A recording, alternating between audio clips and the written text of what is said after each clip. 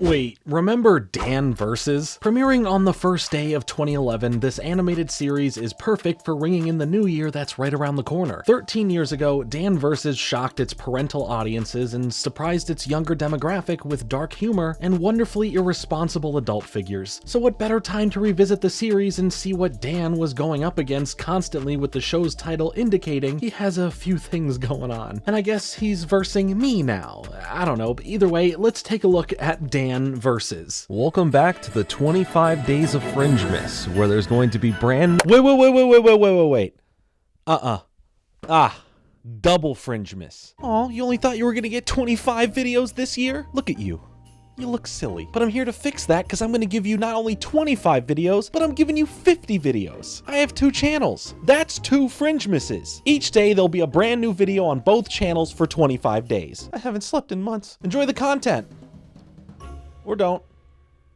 Dan vs was created by Dan Mandel and Chris Pearson, 2 high school friends who loosely inspired the main characters of Dan and Chris. The 2 of them are quick to point out that these are manifestations of their most negative traits, but in reality, they're actually much nicer to each other. Growing up, comics had a huge impact on both Dan and Chris, especially in making the series. Chris states that he is heavily influenced by Calvin and Hobbes. In fact, Chris views Dan a little bit like a grown-up Calvin if his life, somewhere, went terribly wrong. Growing up, Dan doodled quite frequently, and around the age of 16-17, after he discovered more autobiographical works, like those of Evan Dorkin, he started making himself the main character of his doodling. Dan acknowledges that without Evan Dorkin and influential works like Milk and Cheese, Dork, and Johnny the Homicidal Maniac, Dan vs might not exist. Around the year 1999, both of them were in Los Angeles, struggling to find a stable future in acting for Dan and writing for Chris. So they both very quickly realized that they were going to have to create their own success. So Dan set out to create his own acting job, which influenced his creation of Dan vs. Fittingly, he says, Dan vs was originally straight up egotism, and I think that there is no more fitting origin story for Dan vs. The concept gets placed on the back burner until about 2005, where Chris's agent asked him if he had any animation ideas that he could pitch. So Chris called Dan to see if his Dan vs idea could be a cartoon. Dan, of course, was in and said it could be a puppet show for all I care, and they started building their series from just a general outline and a few opening teasers to a show bible and 2 scripts that are now known as the episodes Dan vs. Wolfman and Dan vs. New Mexico. Those 15 to 16 page spec scripts were much edgier and less friendlier towards traditional broadcast standards and practices guidelines. They thought they were pitching to Adult Swim, or alternatively MTV. The series rights were given to The Hatchery, who were going to help in pitching around to the studios and networks, but they were turned down by everybody for about a year. And around that time, Cartoon Network was in a new era, and they initially said yes. So now enter in another year of development hell. Despite Cartoon Network saying yes to Dan vs, Chris said that they had really bad experiences with executives in the series. Simple problems like a lack of urgency, taking 4 weeks to provide notes but expecting heavy changes within a few days. What Dan and Chris didn't know is that at the time, Discovery was also in the process of starting their own network in 2009 called The Hub. And no, we're not talking about that other kind. Dan vs. will be right back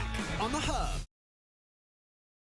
We're back to Dan vs. right now on The Hub. Discovery had asked the Hatchery CEO, Margaret Loesch, to be CEO and president of The Hub, while at the same time, Cartoon Network was facing legal troubles. Contracts were constantly changing, things were unsteady, so Margaret asked Chris and Dan if they wanted to take Dan vs. with her to The Hub. So technically, she was with the series before The Hub was. Lightning struck and we were on air, says Chris. Given the kind of stuff they have on air, it's pretty amazing that we even got the shot, and a lot of that is because of Margaret, Dan adds on. It is pretty amazing not only that Dan vs. was made, but that it was allowed to be made in somewhat of the original intended format and humor. Dan vs. was never supposed to be a kid's show, not in conception and not while it was growing either. In the words of Dan Mandel, he was intending for it to be a live-action, hard R, Eastbound and Down style show. Influenced by shows like The Simpsons, King of the Hill, and South Park, the series seemed to want to pull an older audience as well. There was a point in production that Dan jokes everyone just just kind of silently acknowledged it was a show for stoned college kids. But it just seemed to be one of those shows that slowly began to fall into place over the years, luck being such a huge factor of that. The cast is also another really cool, unique part of the series. They managed to cast so many well-known voices as both main characters and guest stars. Even their side character voices are pretty stacked. Tom Kenny, Grey DeLisle, and John DiMaggio. And then guests like Jenna Fischer, Seth Green, Kurtwood Smith, Cree Summer, Henry Winkler, and more. Because of this, I was also surprised to learn that apparently their budget only allowed for them to have 3 recurring voice actors, so their main 3 characters are actually frequently recycled into other voices. Dan is voiced by Curtis Armstrong, and Chris is voiced by David Foley. And according to Chris, they actually had to turn down Jerry Trainer for the role of Dan, and as someone who loves Jerry Trainer and thinks that he could have done a great job here, Curtis Armstrong is just the perfect choice for Dan. It's a pairing that is just too perfect. He also played Booster in Jingle All the Way.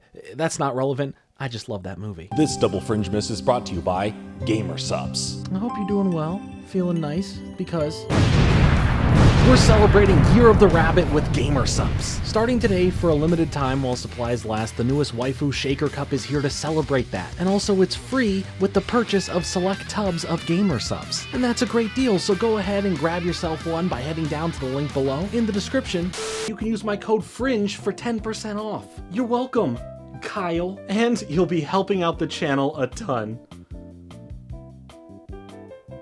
Dan vs. was a show that I was a little late to the party with, only finding out about it some odd years later thanks to good word of mouth, and I am glad that it was eventually brought to my attention because the show is pretty great. There's this utter nihilist and infectious relatable pull that Dan brings that you can't help but care for the guy. He has anger issues, he's impatient, he doesn't want to pay his taxes, he doesn't have his life together, and he sees the world as out to get him. But yet there's just something so charming in that aspect that makes Dan such a fun character to watch. This is all juxtaposed thanks to his best friend Chris, who seemingly does have his life together. He's married, he's supportive of whatever shenanigans Dan wants to get into, and he's a big lover of food. His more calm and caring nature plays off greatly in comparison to Dan's brash behavior, and it's good to have a character like this that can help balance him out. What it really boils down to is the writing of the show and the performance of the voice actors delivering the lines with the perfect tone to them, feeling more impactful and real when Dan blows a gasket. And Dan's anger never is shown as him being an awful, terrible, no good human, but rather an emotionally conflicted man who expresses his emotions in a more sensitive way, emphasizing a lot of the everyday stuff adults have to go through in the ways we wish we could or even sometimes do, but then we just still gotta do them, rather than cobble up some sort of plot against it. The show has fun with this though, making situations a lot more over the top sometimes so as to not just make them as small or mundane as they would presumably start out. It's also just flat out funny. The slapstick situations or humor that speaks to the soul when pointing fun at the absurdity of everyday things in life hits really well. I feel like over the years the show itself has gained a larger audience thanks to word of mouth, but it still feels so underrated because it truly is a pretty entertaining series. You'd be hard pressed to find a handful of episodes that you didn't like, as the quality was pretty consistent throughout. But despite the hardships the show went through before it found a home at the Hub and thus started to grow a fan base, the show would still come to an end that feels a bit unceremonious. Dan vs. will be right back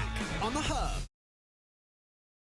We're back to Dan vs. right now on the Hub. As far as what happened to the series, the production team was told early on that season 3 was going to be incredibly short. At only 13 episodes, there were plenty of additional ideas that Dan and Chris didn't get to see through. Still, 3 seasons of a show totaling 53 episodes in total is no small run, but there were still a ton of ideas that never got to become a reality that clearly showed that there was a lot of creative footing here for more Dan vs. to come if they were able to make more. Despite knowing that this third season was going to be a short one, the Dan vs. team were never actually given the classic canceled stamp to make it become finite. Instead, the series was put into one of those annoying limbo places, where eventually everyone just gets tired and starts saying it was just canceled. Chris says that the network was being flaky about Dan vs. They kept stringing them along and saying they were still deciding, but at the time kept doing contract negotiations with the cast of the series. Frustrated and knowing realistically the series wasn't going to come back, Curtis Armstrong spoke spoke out on social media. About 6 months after they had wrapped production, he broke the news to fans that were still holding on hope, and he closed his statement by saying that in his line of work, things just sort of fade away, with a noticeable absence of closure. How